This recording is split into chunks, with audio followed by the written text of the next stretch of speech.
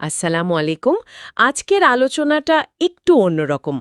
আমাদের কাছে এমন কিছু তথ্য এসেছে যা লাইলাতুল কদর নিয়ে একটা বলতে গেলে গভীর রূপক ব্যাখ্যা দিচ্ছে। হুম। আমরা তো সাধারণত লাইলাতুল কদর বলতে রমজানের শেষ দিকের একটা বিশেষ রাতকেই বুঝি, তাই না? হ্যাঁ, সেটাই তো জানি আমরা। কিন্তু এই ব্যাখ্যা বলছে এর মানেটা হয়তো আরও বড়, আরও গভীর হতে পারে। ঠিক তাই। মানে মূল কথাটা হলো লাইলাতুল কদর শুধু ক্যালেন্ডারের একটা দিন বা রাত নয়। আচ্ছা, তাহলে কি? এটা বরং মানুষের জীবনের ওই চরম বিপদের সময়, যখন চারিদিকে অন্ধকার দেখে মানুষ, দিশেহারা হয়ে যায়। হুম হুম। আর ঠিক সেই সময়ই আল্লাহর কোনো বার্তা বা সাহায্য বা নির্দেশনা তার কাছে আসে। এই ব্যাখ্যায় ওই মুহূর্তটার যে গুরুত্ব বা মহিমা, সেটাই হলো কদর। তার মানে ফোকাসটা সময়ের ওপর নয়, অবস্থার ওপর। ব্যাপারটা কিন্তু বেশ ইন্টারেস্টিং। হ্যাঁ, একদম। তাহলে আজকে আমরা এটাই চেষ্টা করব, মানে এই অন্যরকম দৃষ্টিকোণটা একটু বিস্তারিতভাবে দেখব। প্রচলিত ধারণার সাথে এর কি তফাৎ, এর পেছনের যুক্তিগুলো কি, সেগুলো তুলে ধরার চেষ্টা করব। অবশ্যই। চলুন তাহলে সূরা কদরের আয়াতগুলো এক এক করে দেখি এই নতুন ব্যাখ্যা অনুযায়ী। ঠিক আছে। প্রথম আয়াত, আমরা এর যে পরিচিত অনুবাদ জানি সেটা হলো, নিশ্চয়ই আমি একে কোরআন নাজিল করেছি মহিমান্বিত রাতে বা লাইলাতুল কাদর। কিন্তু এই উৎসের ব্যাখ্যাটা তো বেশ আলাদা, তাই না? হ্যাঁ, এখান থেকেই আসলে মূল পার্থক্যটা বোঝা যায়। এই তাত্ত্বিক বা রূপক অনুবাদটা বলছে, নিশ্চয়ই আমি একে কোরআনের বাণীকে মানুষের কাছে পাঠাই যখন সে সব রকম বিপদ-আপদ বেষ্টিত ঘনঘোর চোখে মুখে অন্ধকার দেখা সময় পার করে। ওহ, তার মানে লাইল বা রাত মানে আক্ষরিক রাত নয়। না, এই ব্যাখ্যা অনুযায়ী রাত মানে হল জীবনের সেই কঠিনতম পরিস্থিতি, সেই সংকটকাল। আমরা যেমন বলি না, চোখে মুখে অন্ধকার দেখছি। হ্যাঁ, বলি তো, বিপদে পড়লে বলি। ঠিক, এটা যেমন একটা অবস্থার কথা বোঝায়, এখানেও লাইল বা রাতকে সেভাবেই দেখা হচ্ছে। আর কাদের মানে হলো সেই অবস্থার বা সেই মুহূর্তের গুরুত্বটা। মানে আল্লাহর বাণী এমন একটা কঠিন সময় আসে যা পুরো জীবনের মন ঘুরিয়ে দিতে পারে। তার মানে কোরআন নাজিলের ঘটনাটাকে শুধু ইতিহাসের পাতায় না দেখে একটা মানে সার্বজনীন মানবিক অভিজ্ঞতার সাথে মেলানো হচ্ছে, ব্যক্তিগত সংকটের সময় পথ খুঁজে পাওয়ার মতো। একদম, এটাই মূল ধারণা। এটা নিয়ে আসলেই ভাবা যায়। বেশ, এবার দ্বিতীয় আয়াতটা দেখি। প্রচলিত অনুবাদ হল, আর মহিমান্বিত রাত সম্বন্ধে আপনি কি জানেন, বা আপনি কি জানেন কদর কি। এই উৎসের ব্যাখ্যায় এর মানে কি? সাধারণত আমরা মনে করি এই প্রশ্নটা করা হয়েছে ওই রাতটার গুরুত্ব বোঝানোর জন্য। হুম। কিন্তু এই রূপক ব্যাখ্যা বলছে, এর অর্থ হল এই ঘনঘোর অন্ধকার সময়টি সম্পর্কে তোমার ধারণা কি। অর্থাৎ আল্লাহ যেন মানুষকে তার জীবনের ওই কঠিন সময়টা নিয়ে প্রশ্ন করছেন। হ্যাঁ, অনেকটা সেরকম। সেটার গভীরতা, সেটার তাৎপর্য নিয়ে প্রশ্ন করছেন। শুধু যে সময়টা কত ভয়াবহ তা বোঝাতে নয়, বরং ওই অন্ধকারের ভেতরেও যে একটা বিরাট সম্ভাবনা লুকিয়ে আছে, সেদিকেও হয়তো ইঙ্গিত করা হচ্ছে। বাহ, তার মানে প্রশ্নটা শুধু রাতের ফজিলত নিয়ে নয়, জীবনের সবচেয়ে কঠিন সময়টার মানে নিয়েও। এটা বিষয়টাকে অনেক বেশি ব্যক্তিগত করে তোলে। আচ্ছা, তাহলে সবচেয়ে পরিচিত আয়াত, তৃতীয় আয়াত, লাইলাতুল কদর হাজার মাস অপেক্ষা শ্রেষ্ঠ, এর ব্যাখ্যা কি? হাজার মাসের চেয়ে উত্তম, এটা তো আমাদের সবার মাথায় আছে। ঠিক, আর এখানেই এই ব্যাখ্যাটা প্রচলিত ধারণা থেকে সবচেয়ে বেশি সরে এসছে। হয়তো অনেকের কাছে এটা একটু চ্যালেঞ্জিংও মনে হতে পারে। কি বলছে এই তাত্ত্বিক অনুবাদ? বলছে, যদিও সময়টা বিপদ-আপদ বেষ্টিত, কিন্তু এই সময়টাই জীবনের হাজারো ভালো সময়ের থেকে উৎকৃষ্ট। কি বলছেন?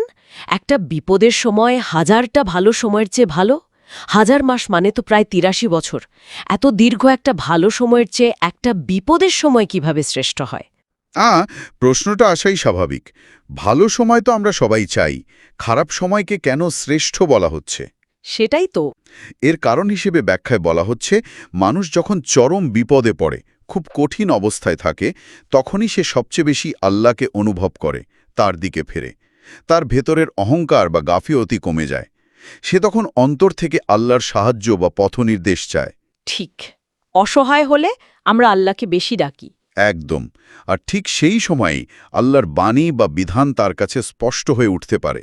আর যারা সেই বিধানটা তখন গ্রহণ করে, আঁকড়ে ধরে, তাদের জন্য ওই কঠিন সময়টাই মুক্তির পথ খুলে দেয়। এমন মুক্তি যা হয়তো হাজার মাসের সাধারণ ভালো সময়েও পাওয়া যায় না।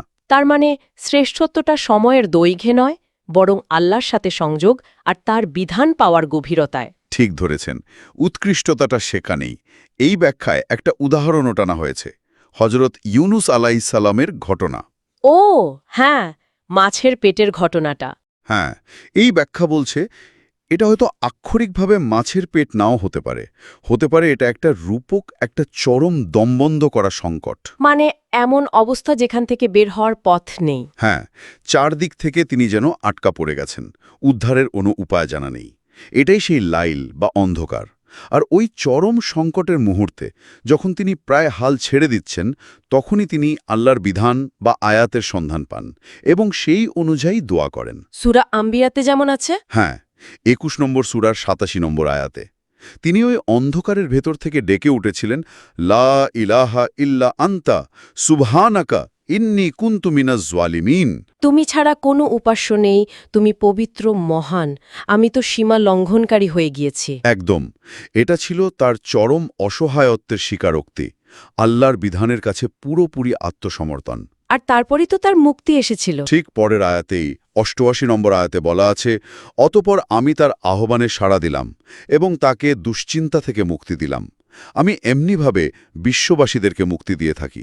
তার মানে এই ঘটনাটাই দেখাচ্ছে যে একটা চরম সংকট, লাইল, যদি তাতে আল্লাহর বিধান কদর গ্রহণ করা হয়, তাহলে তা হাজারো সাধারণ মাসের চেয়েও শ্রেষ্ঠ, খায়রুম মিন আলফি শাহর হতে পারে। কারণ সেখানেই মুক্তি আর আল্লাহর কাছাকাছি যাওয়ার আসল সুযোগটা তৈরি হয়। যেমন আমরা বলি দুঃখের সাগরে ভাসছি, হ্যাঁ, এটাও তো রূপক। ঠিক। ইউনুসের ঘটনাও হয়তো তেমনই এক গভীর সংকটের রূপক ছবি, যা থেকে বের হওয়ার পথ ছিল আল্লাহর বিধান। এই ব্যাখ্যা অনুযায়ী কোরআনকে যদি আসলেই জীবন বিধান হিসেবে দেখি, তাহলে জীবনের কঠিন চ্যালেঞ্জগুলো পার করার জন্য এটা একটা অসাধারণ গাইডলাইন দেয়। হ্যাঁ, সংকটকে শুধু ভয় না পেরে এর ভেতরে যে একটা সম্ভাবনা আছে, সেটাও দেখতে শেখায়। আচ্ছা, এবার চতুর্থ আয়াতে আসি। প্রচলিত অনুবাদ হল, ফেরিশতাগণ এবং রূহ অবতীর্ণ হয় এতে তাদের পালনকর্তার নির্দেশক্রমে প্রত্যেক কাজের জন্যে। এর তাত্ত্বিক ব্যাখ্যা কি বলছে? তাত্ত্বিক ব্যাখ্যা বলছে, আল্লাহর আদেশেই বিভিন্ন মালাইকা বা আল্লাহর শক্তি ও রূহ তথা আদেশ মানুষের নিকট নাজিল তথা উপস্থিত হয়। এখানে দুটো জিনিস খেয়াল করার মতো। কি?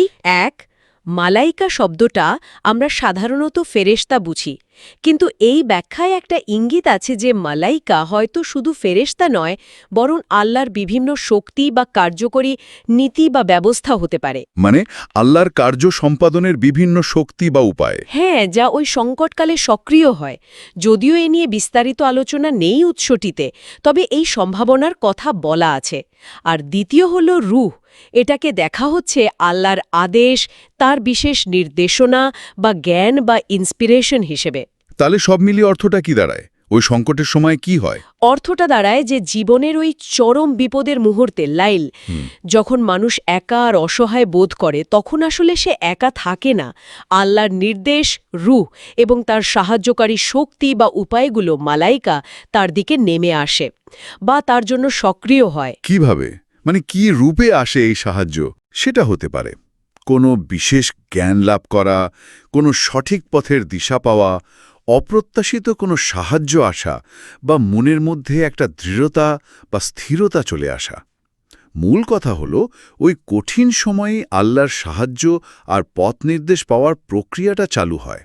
তার মানে অন্ধকার যত বাড়ে, আল্লাহর সাহায্য তত কাছে আসে, যদি মানুষ সেটা গ্রহণ করতে প্রস্তুত থাকে। এটা তো বেশ আশার কথা। অবশ্যই। বেশ, সবশেষে পঞ্চম আয়াত, শান্তি শান্তি ফজর উদয় হওয়া পর্যন্ত। সূরা কদর 97.5। এই পরিচিত আয়াতের রূপক ব্যাখ্যাটা কি? ফজর মানে কি এখানে?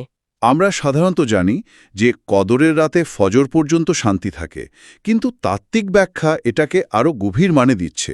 বলছে শান্তি, যদিও সময়টা অন্ধকারাচ্ছন্ন, কিন্তু এই অন্ধকার সময় পার হওয়ার আগ পর্যন্ত এতে শান্তি বিরাজ করে। ফজর মানে জীবনের অন্ধকার মুহূর্ত পেরিয়ে মুক্তি বা আলোর দেখা না পাওয়া পর্যন্ত। তার মানে ওই চরম কষ্টের সময়টার মধ্যেই এক ধরনের শান্তি পাওয়া যায়। বাইরে হয়তো ঝড় চলছে, কিন্তু ভেতরে শান্তি। ঠিক তাই। এই সালাম বা শান্তিটা হয়তো বাইরের পরিস্থিতি শান্ত হয়ে যাওয়া নয়, বরং এটা ভেতরের শান্তি। আল্লাহর ওপর ভরসা রাখা, তার দেখানো পথে চলার কারণে যে মানসিক স্থিরতা আর নিরাপত্তা আসে, সেটাই। আচ্ছা। এই উপলব্ধি যে আমি ঠিক পথে আছি, আল্লাহ আমার সাথে আছেন, যদিও চারপাশের অবস্থা এখনও খারাপ, আর এই শান্তিটা ততক্ষণ থাকে যতক্ষণ না ওই সংকটকালটা কেটে যায় আর সমাধান বা মুক্তি অর্থাৎ ফজর আসে। তাহলে ফজর মানে শুধু ভোর নয়, বরং সংকটের শেষ, নতুন শুরু। হ্যাঁ, ফজর মানে এখানে অন্ধকারের অবসান, সমস্যার সমাধান, জীবনের নতুন একটা আলোকময় অধ্যায়ের শুরু। মানে অন্ধকার ভেদ করে আলো না আসা পর্যন্ত আল্লাহর নির্দেশনার মধ্যেই শান্তি খুঁজে পাওয়া যায়। তাহলে পুরো সূরা কদরের এই তাত্ত্বিক ব্যাখ্যা থেকে আমরা যা পেলাম তা হল লাইলাতুল কদর শুধু বছরের একটা রাতের ইবাদত নয়, না, বরং এটা একটা চলমান প্রক্রিয়া, একটা রূপক যা মানুষের জীবনের সব গভীর সংকট আর তা থেকে উত্তরণের সম্ভাবনাকে বোঝায়। যখনই কেউ চরম বিপদে পড়ে আল্লাহর দিকে ফেরে, তখনই তার জীবনে লাইলাতুল কদর আসতে পারে। ঠিক। এই ব্যাখ্যার মূল কথা বা প্রাসঙ্গিকতা কি হতে পারে আমাদের জীবনে? আমার মনে হয় সবচেয়ে বড় প্রাসঙ্গিকতা হল আমাদের জীবনের বিপদ বা সংকটকে দেখার চোখটা বদলে দেওয়া। কিভাবে? আমরা তো সাধারণত দুঃখ কষ্টকে ভয় পাই, এড়িয়ে যেতে চাই।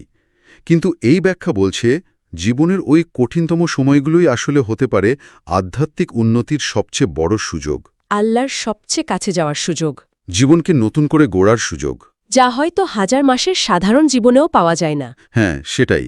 কোরআনকে যদি আমরা সত্যিই জীবনবিধান মানি, তাহলে এই ব্যাখ্যা আমাদের শেখায় কিভাবে অন্ধকারের মাঝেও আলো খুঁজতে হয়, কিভাবে কষ্টের মধ্যেই শান্তি পাওয়া যায়, আর কিভাবে আল্লাহর বিধানকে আঁকড়ে ধরে কঠিন অবস্থা থেকে বেরিয়ে আসা যায়। তার মানে এটা হতাশার বদলে আশা দেয়, বসে না থেকে আল্লাহর ওপর ভরসা করে চেষ্টা করার পথ দেখায়। একদম।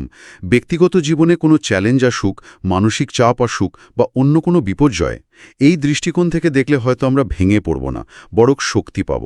সংকটকে অভিশাপ না ভেবে একটা বিশেষ কদর বা মর্যাদাপূর্ণ সুযোগ হিসেবে দেখা। ঠিক, একটা সুযোগ যখন মানুষ তার স্রষ্টার সবচেয়ে কাছে যেতে পারে আর তার সাহায্য সরাসরি পেতে পারে। এই উপলব্ধিটা কিন্তু জীবনে বিরাট বদল আনতে পারে।